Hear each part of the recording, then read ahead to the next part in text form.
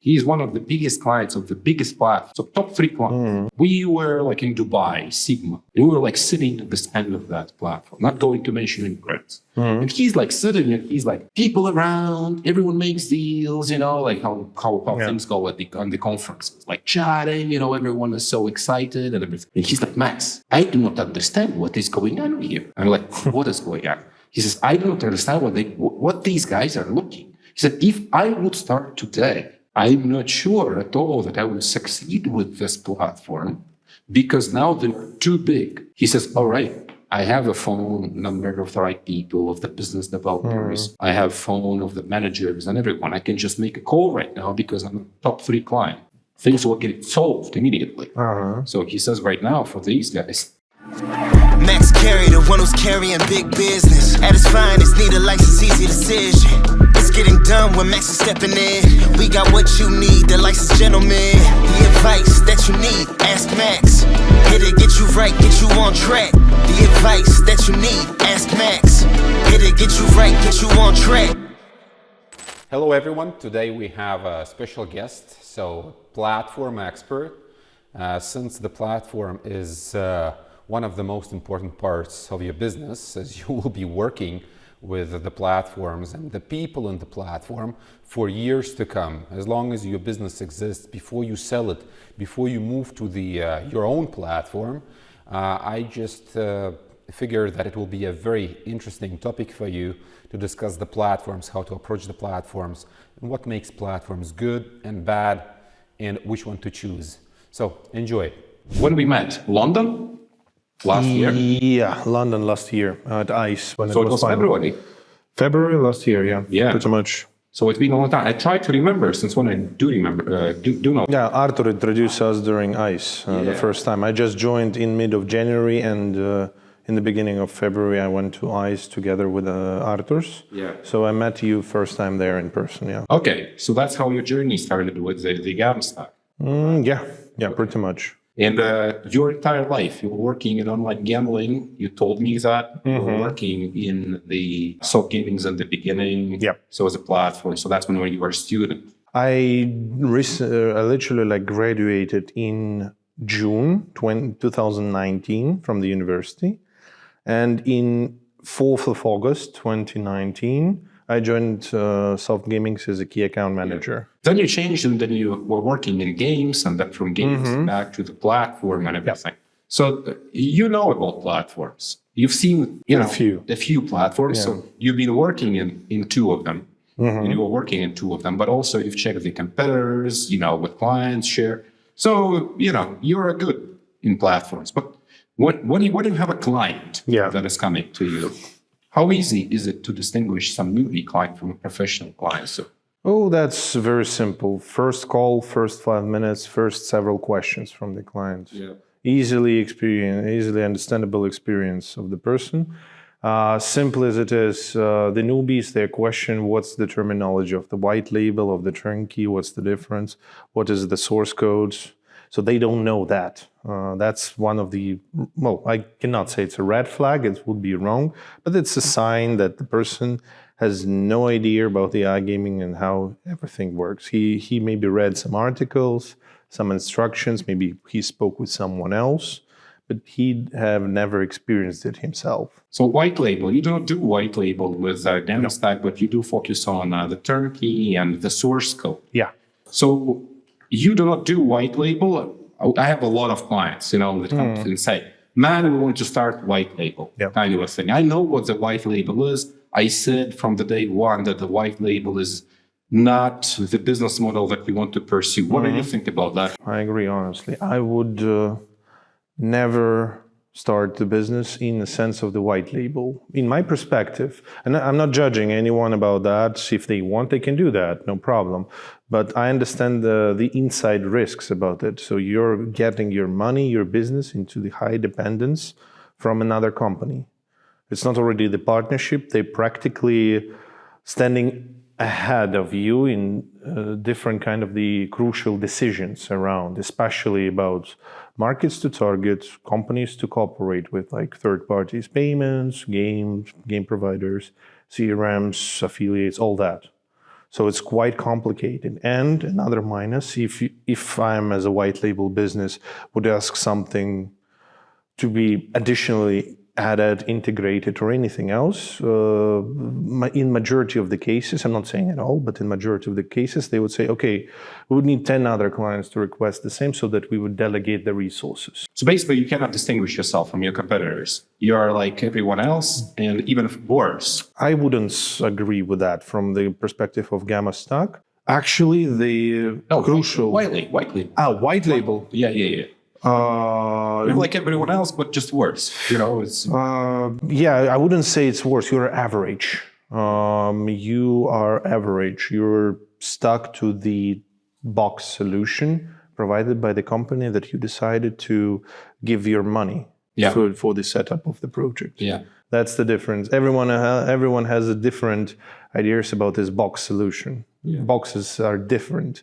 The client is just picking whichever box is more fitting into his initial expectations. But then throughout the growth, they understand the more cons than pros. Okay, your own money are at stake.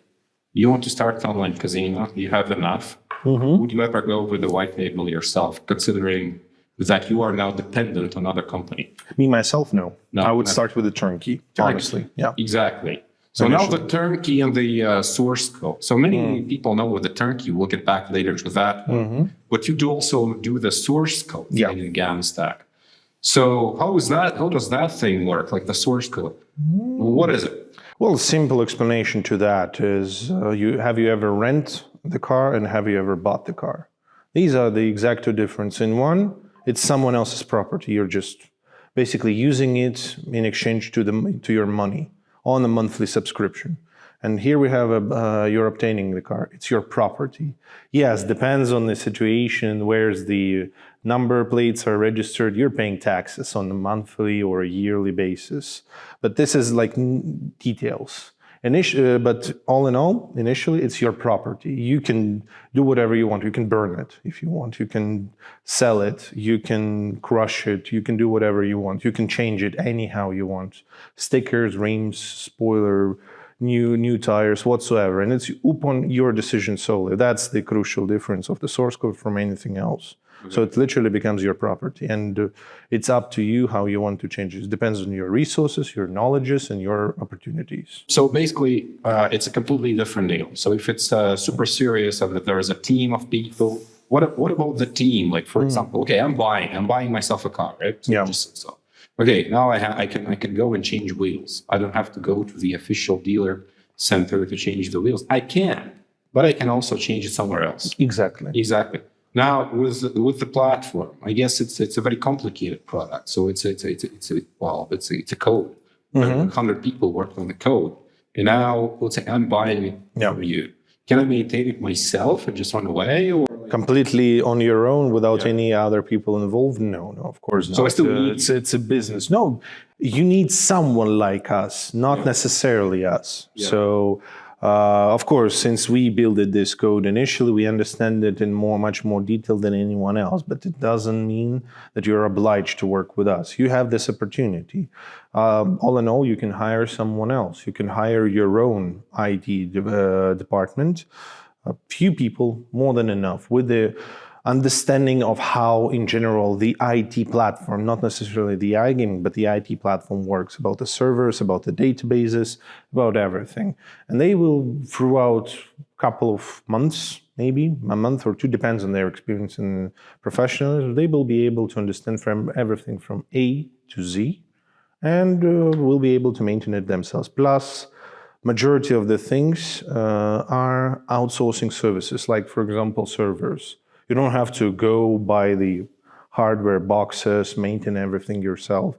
Nowadays, you're just simply hiring the server from a server company, and they are responsible for the proper work of this server. That's how you're paying them money for on a monthly basis. Gotcha. So the turnkey basically applies like revenue share, something to pay back to the platform provider. So we speak about the deal.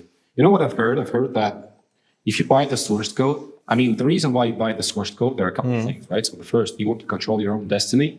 So you're like, okay, we'll have our own team, or we'll outsource the team from you, from the game stack, and it will like develop features that we want.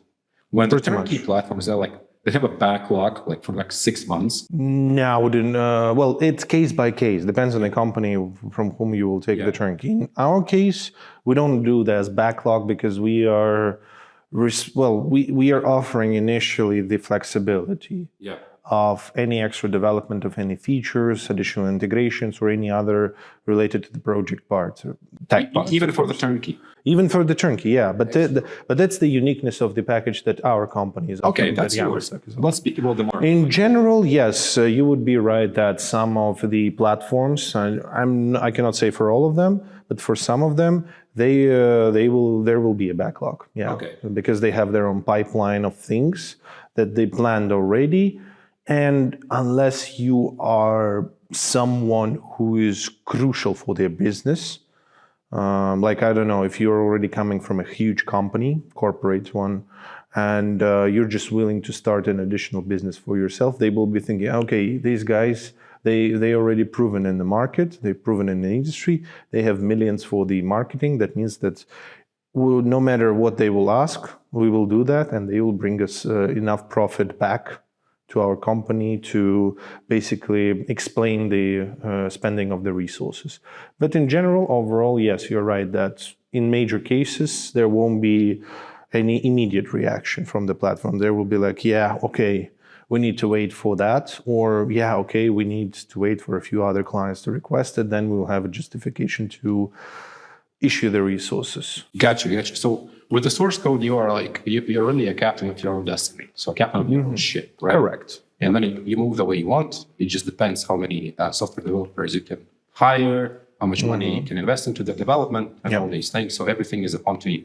Now, one thing I've heard is that basically the source code overlaps all other expenses when you get around 800,000 GGR. So what it means that when you own your own product, when you have the source code and you have servers and the team to manage basic expenditure, basic operational costs of this one, then actually, it pays off with 800,000 GGR, because now at 800,000 GGR, you're paying how much? 5%, let's say, for the turnkey, right? So that's 40K. So 40K salaries you can pay to your own developers to maintain the entire thing. 800,000 GGR is a lot. It's a big number, I would say. It's what makes the difference from, it's somewhat like a top tier 2 client, I would say, who's capable to generate 800K GGR a month. Especially if you're talking about unregulated markets. That means that majority of this money is considered to be already a profit.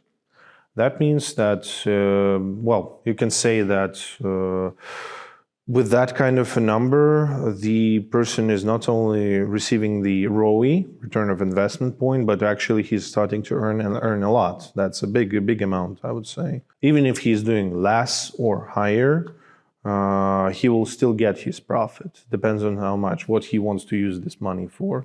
Reinvestment in the business, which is actually one of the crucial things to do, especially in the first 6 months, 1 year of your business, is not to obtain a lot of profit in your pocket, but actually reinvest in your own business, especially in marketing. And from that point, you're already starting to get to the point that you're starting to buy yourself cars, houses, yachts, and all of that. All that kind of stuff. Yeah, gotcha. So 800,000 GR looks like a lot of money. But at the same time, like, if you look just at the financial business model of any online casino, then there is like expenses. So you don't make profits for the first 6 months. Sometimes up to 12 months. Sometimes. It depends on the marketing and how much you want to invest. It depends on a lot of things. A lot of things, right? And then when you are out from the minus, then you are going like up really fast. So 1 month you are like 200,000 in minus. In the third month you can be 200,000 plus. Yeah. So it's really a game of getting that snowball really big before you start making tons of money. Okay, so like people you speak with, let's say the business owners themselves, why do they want to get into the business? How do you think? Do they want to get rich Is it a get-rich scheme for them, or is it something else? You mean the ones who are not in this business Not yet? in the business. We speak startups. Startups. Newbies. The reasons are very different. Usually what I hear is that I heard from someone else, most probably the person they trust. They saw the success of this person, and this person is involved in this business.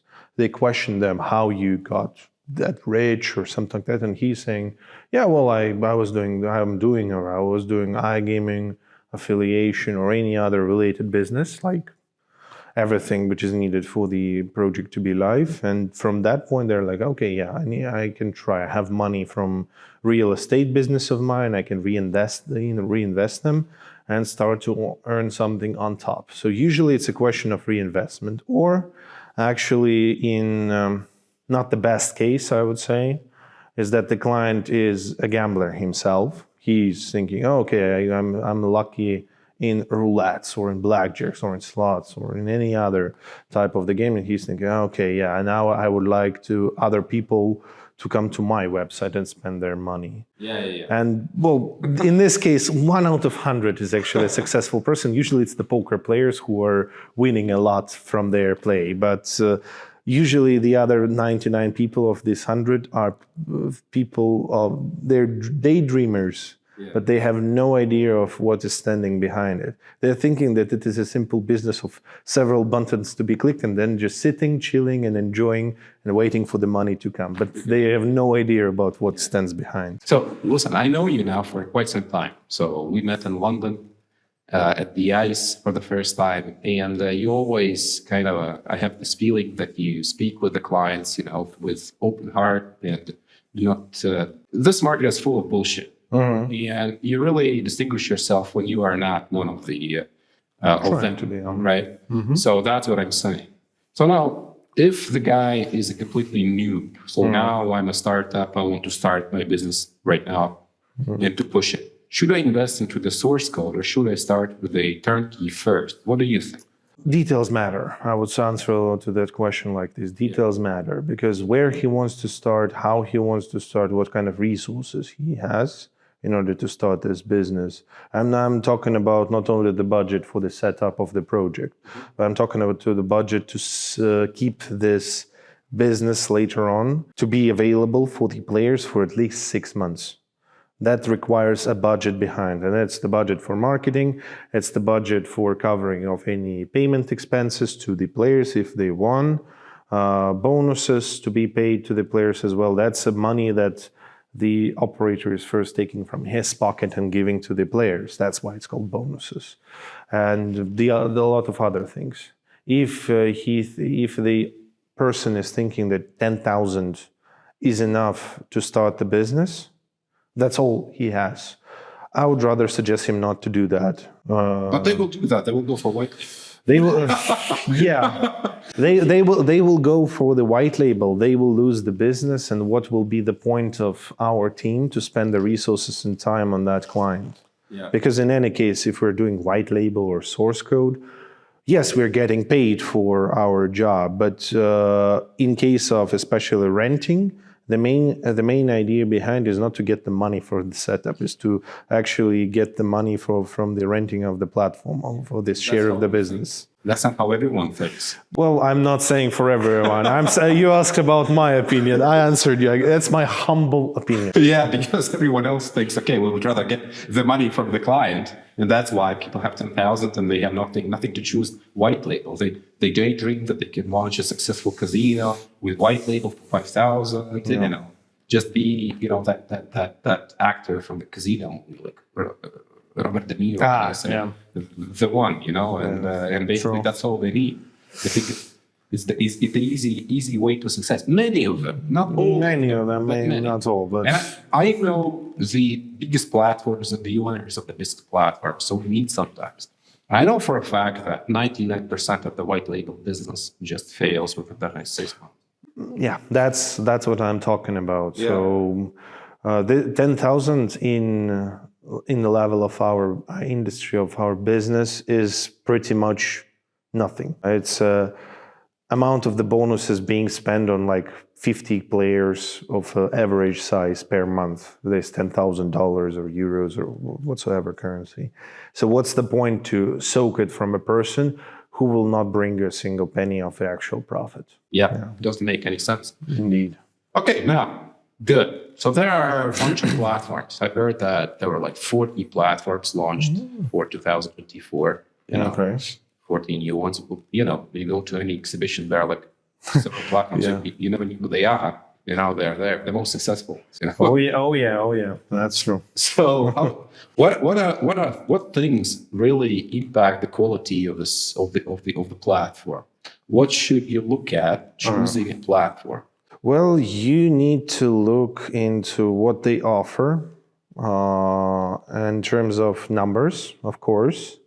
But you should also think as a client, as a potential person who is obtaining this platform, you need to think about yourself, what is the criteria of yours? Are you running just for a cheap price? Well, then nobody will be responsible for the quality in this case, because cheap prices is something that everyone think is a normal, but if the company is evaluating their product on that level, you need to be more curious about why they're putting it so low. Yeah, you get what you pay. Yeah, you need to do a proper research around the industry. Not just Google the first 3 companies that are jumping in the search of the Google, and just communicate with them and thinking that it is everything that industry can offer. Not the case. So be more proactive in research and also understand what are the criteria that you're looking for. And of course, if in any case, if it's white label, turnkey, or source code, you need to understand with what you will be working. So do the research of each platform, actual system of the product itself, and think what are the tools that will be crucial for your business. What kind of things you would like to see when you're opening your system. It's like in terms of the CRM, bonuses. All that, starting from simple statistical reporting, coming to the very detailed and maybe somehow unique features like bonuses, loyalty points, tournaments, etc. What system will make your business life more simple, more comfortable, and will allow you to enjoy the process of your work? Okay, fine. You know, I think let's discuss the most crucial element here from what I can see. You know, sometimes we get clients that are looking for the platforms. Yeah. After 8 months, they're still looking for the platforms. They come back with a list of suggestions. Yeah. Like, you know, we have 10 platforms that we want to choose out of these platforms. And then I see the really like big guys, the monsters, they're like 7,000, 8,000 people, you know, companies, kind of that stuff. They are like, okay, what should we work with these guys? I always say like, no, you shouldn't be working with these guys, because if something happens, you have to still remember that you're renting a platform. If we speak about the Turnkey. So if you need extra integration, if you need to integrate payment system providers, you are scaling to new markets. Yeah. You need, you know, this bonus system here, something else to develop on top of your front end. True. Then you will be waiting forever, because they are not that much interested in your success. They already have successful businesses. Yeah. So this principle of growing with growing platforms doesn't make sense. So not very small platforms, not very big platforms, but the platforms that are growing, actively investing into the product, you know, average size teams. Yeah. I would agree completely with your statement here. Exactly. That's the case, because the giants of this industry, they already have the brands, the giants of operation that they're working with, and they're their main source of income. So they're aiming for their interests, not for the interests of smaller operators, simply because the smaller operators in the whole amount is just the extra resource of the income for the reinvestment. But you're right about the fact that they will not simply listen to one small operator and fulfill all their needs immediately. That means that, for example, me as an operator in this case, I have to first prove that I'm worthy to be counted as one of their top clients, and then I'm able to ask for something on top of their generic services. Yeah, this is what my friend told me. He is one of the biggest clients of the biggest platform. So top 3 clients. Yeah, we were like in Dubai, Sigma. Yeah. And we were like sitting at this end of that platform, not going to mention any brands. And he's like sitting and he's like, people around, everyone makes deals, like how things go on the conferences, like chatting, everyone is so excited and everything. And he's like, Max, I do not understand what is going on here. I'm like, what is going on? He says, I do not understand what these guys are looking. He said, if I would start today, I'm not sure at all that I will succeed with this platform because now they're too big. He says, all right, I have a phone number of the right people, of the business developers. I have phone of the managers and everyone. I can just make a call right now because I'm a top 3 client. Yeah. Things will get solved immediately. So he says right now for these guys, like the poor bastards, like Yeah, they have a problem. That's not what they're doing. Exactly, yeah.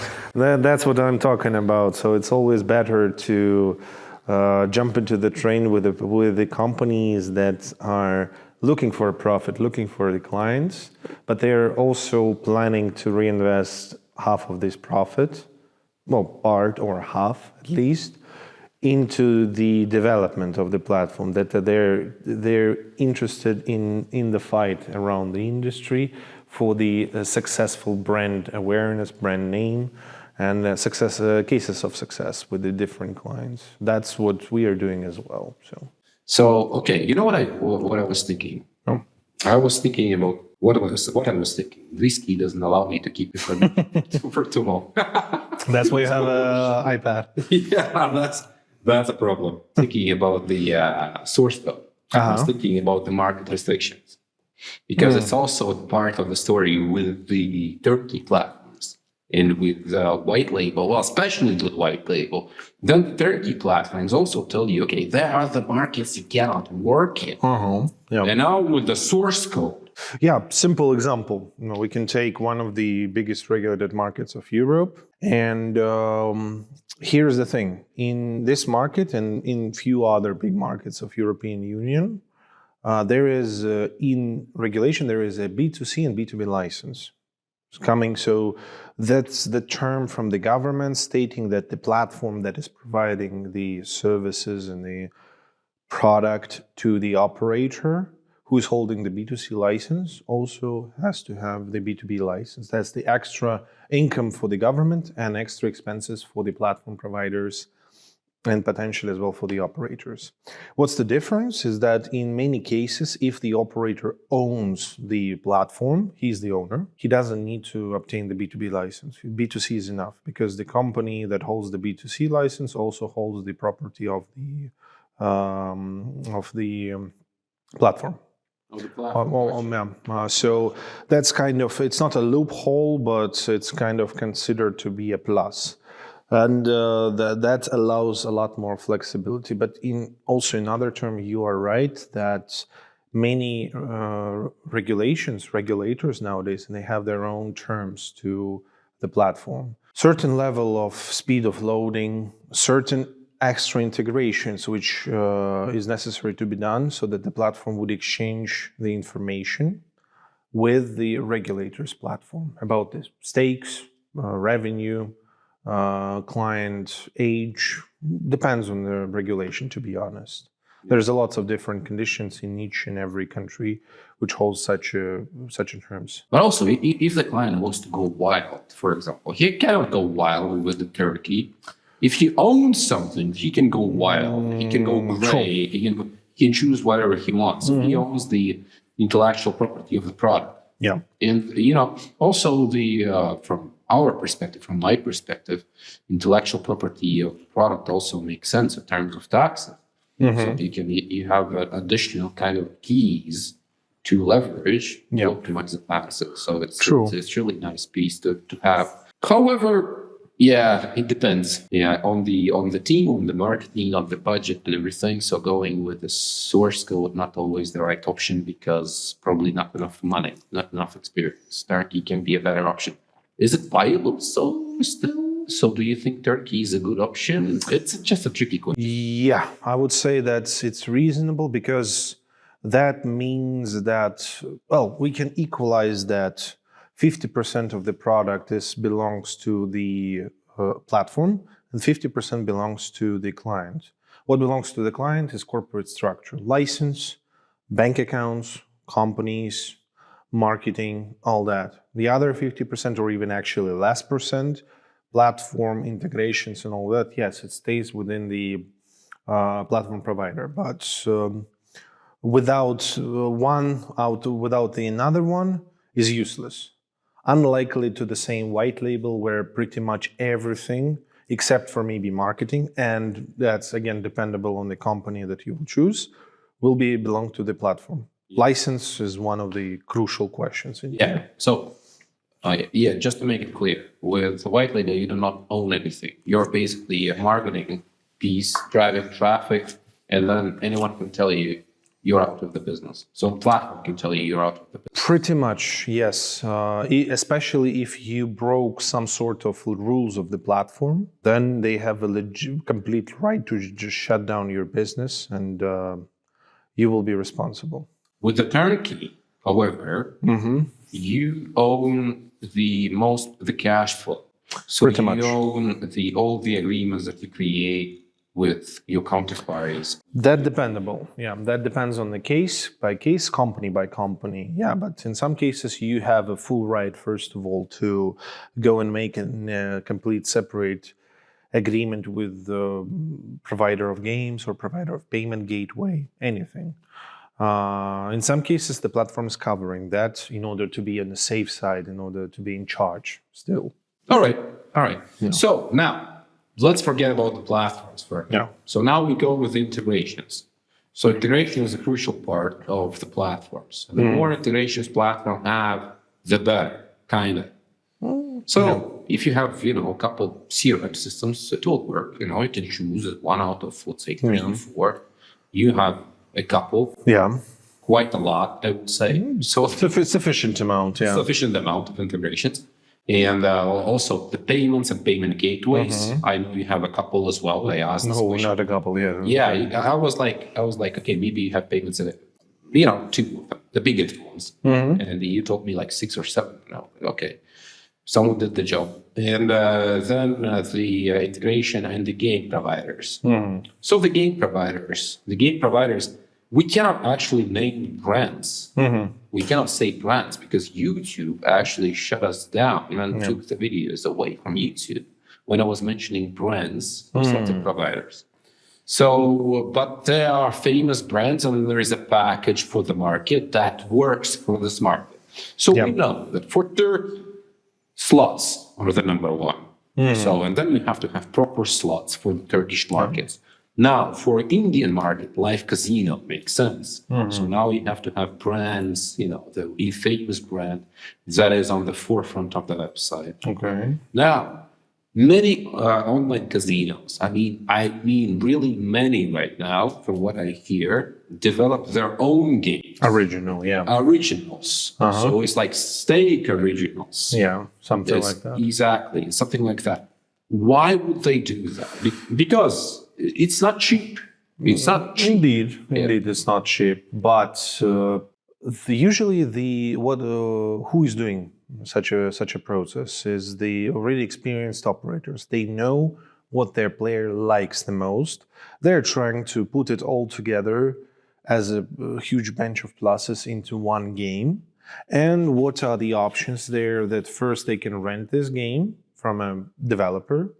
They will be sharing some expenses, some revenue with this provider, but still not as close to what's usually being taken for a whole portfolio.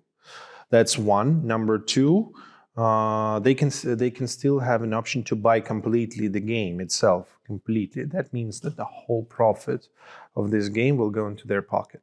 And especially instead of sharing it with someone else, exactly. So that's what makes the difference. Instead of, let's say they're in gray, so the GGR is their actual profit. Let's imagine, so they're generating, let's say 100K in GGR for this game. If they would do the same for a regular game, their actual income from that game would be maybe 90, maybe 80K, depends on different kind of cases about the bonuses, bonus capping and all of that. But still, they have to pay at least like around 10% of their GGR to the provider. When they're owning the game, the whole 100 just goes to their pocket. That's kind of a case. In simple, if we're talking about regulated market, jurisdiction, certification, all of that, then it requires much more expenses in the beginning, especially certification, all that, necessary licenses, permissions, well, different kind of cases, depends on the jurisdiction. But in any case, you're cutting down a significant part of your monthly liabilities by owning the game. So it's also a matter of knowing how to push the game as well. So you have, let's say, traffic, you are the master of the traffic, and now you generate, let's say, 1 million GGR, and you're paying 12% of that to some game providers. Pretty much. Like, okay, maybe we can generate some 404 traffic and we can, retarget it back to our games and maybe win something. Or probably, to do something like a promotion of our games and try to, because you developed a game that is almost like the original. So you can actually develop the games like the Crash games, infamous Crash games, and you can do kind of analogy of that. So Pretty much. People know the mechanics, people know the principles, and then they can go and play. Well, Crash game is not the best example, I would say here, because it's a very simple mechanics behind the Crash game. I'm talking, when I was giving the examples, I was more talking about slots, which can diversify from each other in more detailed manner, comparing to the Crash game where you don't change much. You can just make a branding around it by design, maybe some couple of the features to be available, and the actual character who is flying in that, but not so much anymore. Well, there is no more where to dig deep into the Crash because it's like very narrow thing. It's just one principle. Its principal mechanics is exactly the same everywhere. What makes the difference is somewhat features like gambling, free rounds or something like that, character, design, maybe something on top of that. The craziest thing I've seen, that was already like 3 years ago when Sprite became popular, like in Brazil with the amateur and stuff. They were like, everyone was copying the game. Like you go to different software providers, the platform providers, everyone was like doing Crash games. It was also like the trendy word to say. And what changes the principle. The craziest game that I've seen is that, there's a podium with models. Top models are walking the podium. The moment she turns around, you lost. The moment she turns around, that's the crash. So you have to guess when she turns around. It's actually a very interesting design decision, I would say. But it's again the design. Mechanics is the same. Like when it falls or when it turns, it's just the changes of the movements, but the idea or the concept is exactly the same. I was just like thinking how many concepts and like how deep you can go and how your mind is your limit. Yeah, pretty much. Here depends on which moment considered to be the lost moment. That's it. True. And still, it's like what I think they're trying to do. They're trying to target like different segments in the audience. Okay, people love girls, right? So some developer in his mind, there was like this crazy idea. Let's make this podium. Yeah. Thanks God, that was the only idea in his mind. Who knows? So that's really cool. Basically, I want to have from you one thing. If you share with me like 3 things you think are the most important ones for someone that is starting on like casino. So the guys that, let's say they have the resources, they can find the resources. Every entrepreneur is very resourceful. Okay. Even they don't have resources, they will find the resources. Okay. But now, what would you do? Like 3, for example, 3 advices. Find the good marketing, because it's the gas for your business. You need to find a company, make a good reference research, get as much information from them as possible in order to understand if they are capable to bring you legit traffic. Because a lot of traffic is one thing, but legit traffic is a different thing. So that's what advice number one. So a lot of traffic can also be too expensive. Pretty much, yes. So you need to make the cross check of the references. It can be too expensive. It can be fraud traffic. It can be wrong traffic. Exactly. So traffic question, marketing question is always the crucial one. Good. And there's a lots of different ways of how to do it. A lot, I'm saying. So you need to understand for yourself what's your marketing strategy for the first 6 months up to 1 year. Better. So especially if you have resources. Number two, understand your market. Literally, because whenever I hear, oh, we'll be targeting Europe, that doesn't work. So Europe, Spain is very different from Latvia. Poland is very different from Italy. So you need to be precise. Even language-wise. Yeah, language-wise, culture-wise, preference-wise, the most important one for that kind of a business. So you mean like in one place people can play completely different games? Exactly. So classic games, video slots, live casino. As you made the example with the different continents, it can be in one continent, very different. So you need to be precise in your choice where you would like to start your business. Better to start with 1 or 2 markets where you're sure that, coming back to the first advice, you're sure about marketing and where you're sure about your knowledge and understanding of people preferences. That's my advice. That's my second advice. And the third advice is do not be greedy. I'm saying that about the decisions, platform, game providers, all that. Because greedy pay twice. If you're trying to save up some money on some important moments for your business initially, that will not end up good for you later on. You will be lucky if it will end up good for you. Yeah. Otherwise, you saved up 20K now, but you will lose 200 later on. Yeah, let me try to address this one as well. So we've been working in many different companies. So on.